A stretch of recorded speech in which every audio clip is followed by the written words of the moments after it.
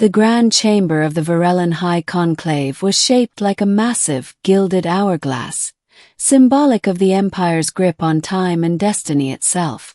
Blue crystal chandeliers bathed the dark obsidian floor in refracted light. Lining the chamber walls stood armored guards, silent, unmoving like statues carved from nightmare. And on the ceremonial dais, towering above all, sat Commander Travas. Born of royal blood and forged in war, Travas was the youngest supreme marshal in the Empire's storied history. Her violet skin gleamed beneath the golden armor she wore not just for protection, but to remind all of her divine authority. Her eyes, predatory and slit-pupilled, narrowed as she looked down on the lone figure brought before her. Human, unshackled, unbroken, and oddly smiling. His name was Riker Kane, a soldier of Earth's unified expeditionary forces. One of the last survivors from the Battle of Graxis 7, the planet where her fleet had crushed a coalition of resistance fighters in less than 2 days. Travas rose slowly. The court quieted. "You have defied the will of the Varellan Empire," she announced, her voice echoing with unnatural weight. "And yet you stand without chains." Riker glanced around the room, amused. "Yeah, I noticed. Honestly, I expected more theatrics. Maybe a dungeon. A little light torture." A ripple of gasps passed through the gathered aristocrats. A few guards gripped their shock pikes tighter. But Travas remained unmoved. "You speak boldly for one so fragile." He tilted his head, eyes twinkling. "We humans get called that a lot. But somehow we keep ending up in rooms like this. You stand before the scion of Viral, commander of the Celestial Spear, breaker of 20 worlds," she intoned. "When I give a command, armies kneel. Planets bow. Do you understand?" Riker grinned wider. "Oh, I understand just fine." Travas stepped down from the dais, her boots clinking sharply against the stone. "Then kneel," she said, voice low and menacing. "Kneel before your conqueror." The entire court leaned forward. Whispers floated like dust in the air. But Riker didn't flinch, didn't move. He grinned and he laughed. It wasn't a mocking laugh, not entirely. It was warm like a joke between old friends. Like the idea of kneeling just didn't compute in his world. "See, here's the thing," Riker said, still smiling. "You thought you'd break me with a command, that I'd fold like all the others. But I'm human. We don't kneel because we're told. We kneel because we choose to. Big difference." Travas's expression hardened.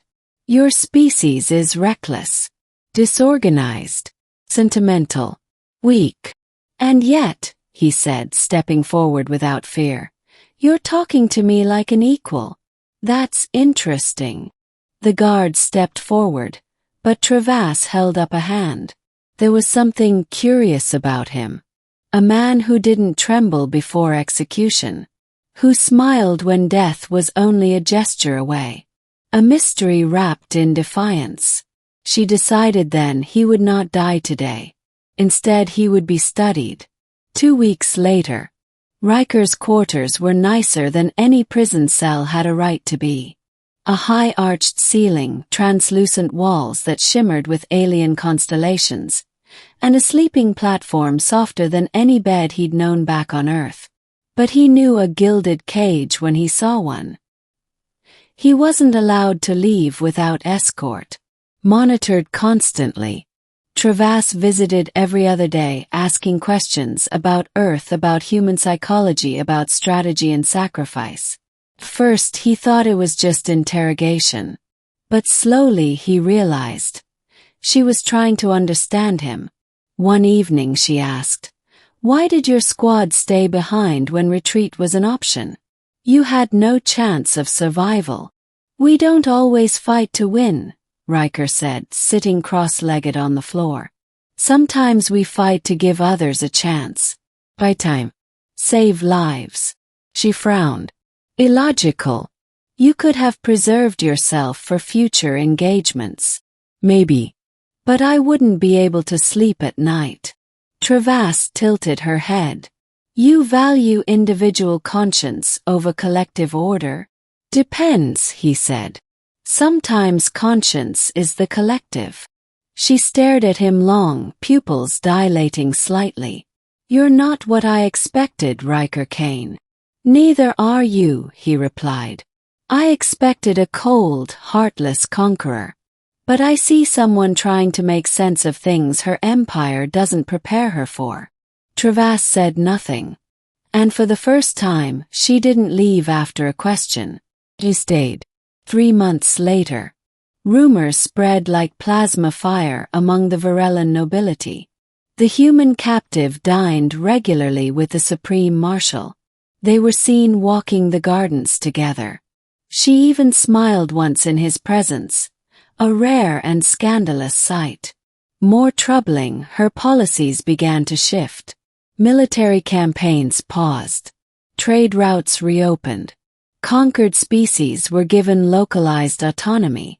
The aristocrats whispered of corruption, of manipulation. One bold senator finally confronted her in open session. The human is infecting you, he declared. You shame the throne with your softness. Travasse didn't hesitate. She rose, drew her blade, and sliced his decorative braid clean off, a mark of eternal disgrace among her people. Speak again, she said coldly, and I will end more than your pride. The room fell silent. Later that night, Riker confronted her. Was that really necessary? They would have challenged my strength, she said. And I would rather be feared than pitied. He shook his head. No. You want to be understood. Her lips parted, but no words came. Instead, she turned away. You're changing, Travasse. And that scares them. It probably scares you too. I am not afraid, she said too quickly. He stepped close, gently touching her armored arm. It's okay if you are. She didn't pull away. 6 months later, Earth finally responded. A diplomatic envoy arrived in orbit, suspicious but hopeful. Riker was returned to them as a gesture of goodwill. But he didn't leave. He chose to stay. The Varellan Empire signed its first peace treaty with a non-Varellan species in over a century. Trade and cultural exchange began in earnest. Earth's ambassadors were astounded. How did you convince her? They asked Riker in private. I didn't, he said. I just listened. And I didn't kneel. 1 year later, a grand ceremony marked the formation of the new Interstellar Accord. On the stage stood Travasse, resplendent in a ceremonial fusion of Varellan and Earth design. Gold armor with a dark leather underlay. Her braid now adorned with symbols of unity rather than conquest. She stood before an audience of thousands. Aliens of every kind. Cameras hovered. The moment was historic. At her side stood Riker Kane, dressed plainly, but no less proud. When the time came for the final blessing, a traditional Varellan rite in which all signatories knelt before the Supreme Marshal, every dignitary obeyed. Step 1. Travasse turned toward him, raising an eyebrow. Riker Kane, will you not kneel now? He smiled, that same maddening grin he'd worn the first day they met. I think you already know the answer. And to the shock of the galaxy, she knelt. Only to him. The crowd gasped. But in that moment the universe didn't end. It began anew.